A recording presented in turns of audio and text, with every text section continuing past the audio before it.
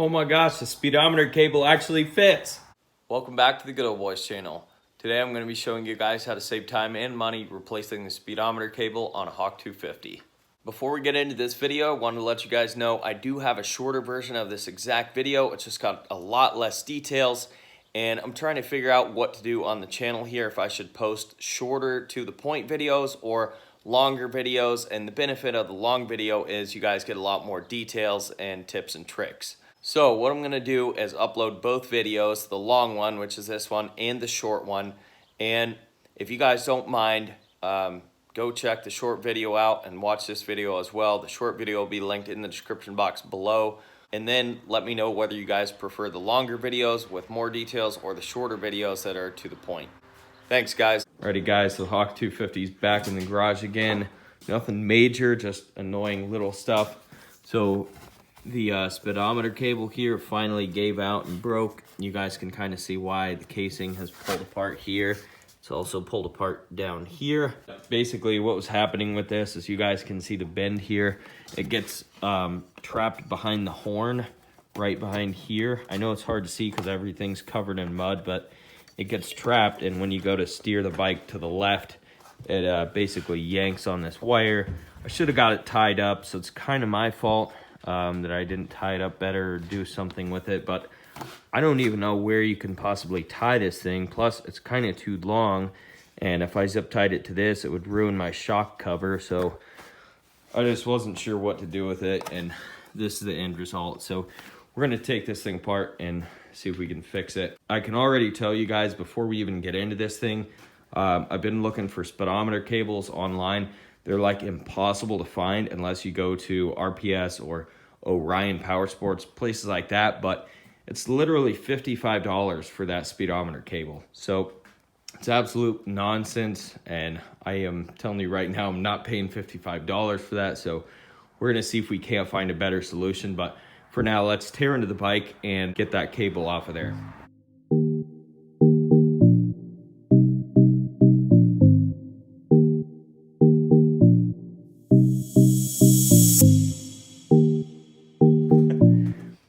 So you can see we got the cable off. It's laying here on the ground. So yeah, basically, like I said, it got pulled on, stretched the cable out, and caused other stuff to happen. So we'll start out with this end. So this end of the cable, you can see, still has the end in it. This is the end that goes up in the actual speedometer in the top. Now, this other end plugs in down here where the wheel is. And if you look down in here, there's nothing in there. If you come over here to the wheel, we got this little thingy sitting in here, which is part of the cable, and the end, it's kind of got like a keyed shaft or whatever that this pops onto, which drives the cable, and basically that's what gives you your speed. But like I said, I'm 100% sure that this cable would have lasted if it hadn't have got stretched out, which is totally a bummer. But like I said, there's almost like nothing I could do about it because it's pretty much just too long. Hopefully we can come up with a speedometer cable that's less than $55. If not, we might be doing the digital Hawk cluster conversion on this thing. Alrighty guys, so we're looking at a speedometer cable here on Amazon, and I actually did not figure out what thread the Hawk 250 cable ends are. And most of the time it doesn't matter because they don't tell you in the advertisements. But either way, you guys can pause the video and screenshot all the information here. This cable's for a Suzuki Intruder 800. Now, at this point, I don't know if the cable will fit or not, but I've got my fingers crossed. If it does end up working, there'll be a link in the description box below. So guys, it finally came. We'll unpackage it real quick. Oh my goodness, this might actually work. Get the trusty Buck 110 out. Might be a tad bit short. Previously in the video, I was talking about how we could actually lose some length in the stock cable, so I think this little shorter cable will work perfect. Before we try it on the bike, always want to lubricate your cables. The easy way is to take the inside cable out. Just remember which way you took it out. You can see the lube coming out the other end. So that's a thoroughly lubed cable. Now we can stick our cable back through here. Cable is all lubed up. Let's go try it on the bike. It's the moment of truth. Guys, this is threading in. My goodness, I can't believe it. Hopefully you guys can see what I'm doing here. Got the new cable mostly ran. Oh my gosh, the top is threading on there too. Sweet. This is unbelievable, guys. Unbelievable. I'm gonna twist the wheel, and hopefully this cable up top kind of goes into place. The two ends at least thread on, so that's a very good start. You guys probably see these Kawasaki brake pads hanging up.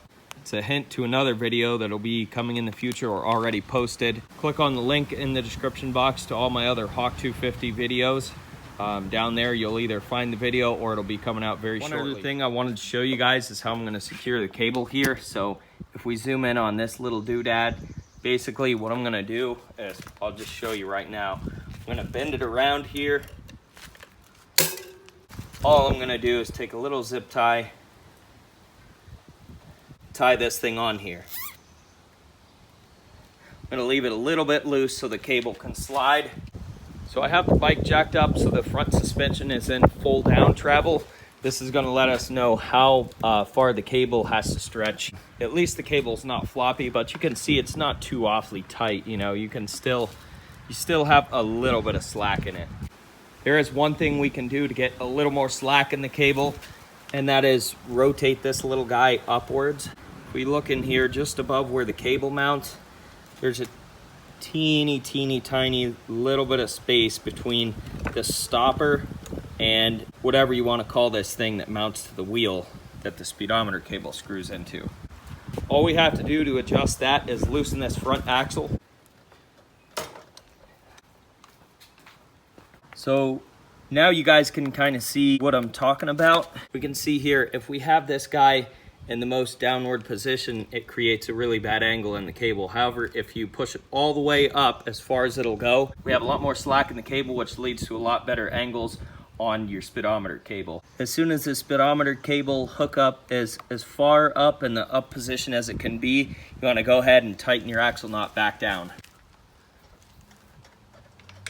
All right, guys, so this cable has a ton more slack in it. I'm feeling really good, actually, about the length of the cable. So at this point, I think this cable is actually a better fit than the stock cable. Only thing left to do is put this cover back on. Keep in mind you have two little nipples, one here and one here on the bottom of the light. Those go in these little rubber bushings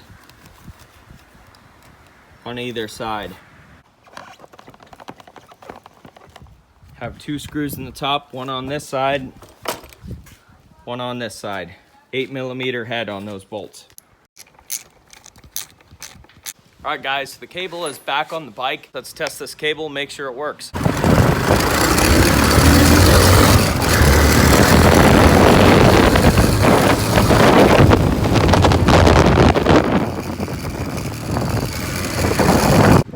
right, guys, so we can see the cable's working. The last thing we need to do is actually test it out. So I'm gonna put 200 miles on this thing for you guys, just to make sure that this cable is at least somewhat durable. So I just finished putting the cable on here. This is the mileage, 1,587 miles. So when we're at 1,787 miles, that will be test complete. And we'll do one better here. We're gonna reset the odometer to 0. So when this odometer, or when the trip says 200, I'll come back and finish this video out. Guys, we're back. We got 200 miles on the bike, 209 with the new speedometer cable, 1,796 overall. I can happily confirm that this cable will last for at least 200 miles. Being a $9 cable, that's really, really awesome. Kind of as a final thought, just to wrap this video up, you guys can see the cable is actually pretty good and slacked out. I don't see any real harsh angles anywhere. The cable is honestly looking really, really good. However, one thing I might consider actually doing is, you guys can see this little protruding cone looking part right above the speedometer cable. Might consider massaging that with the Dremel as well as the top of this donut shaped thing that speedometer cable screws into.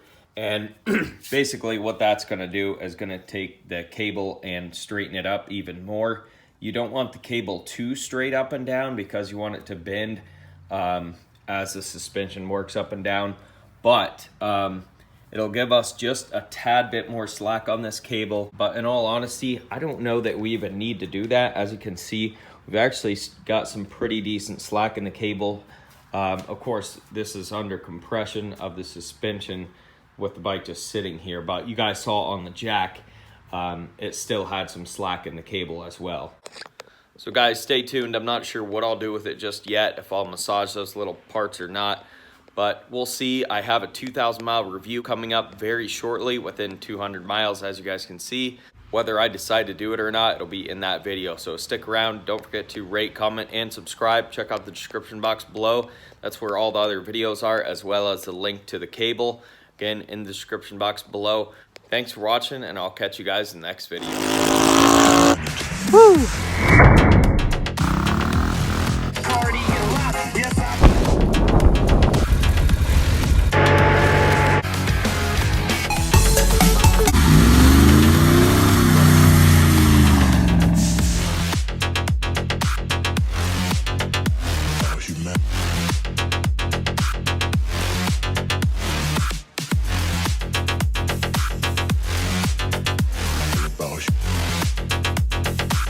It's all about humanity.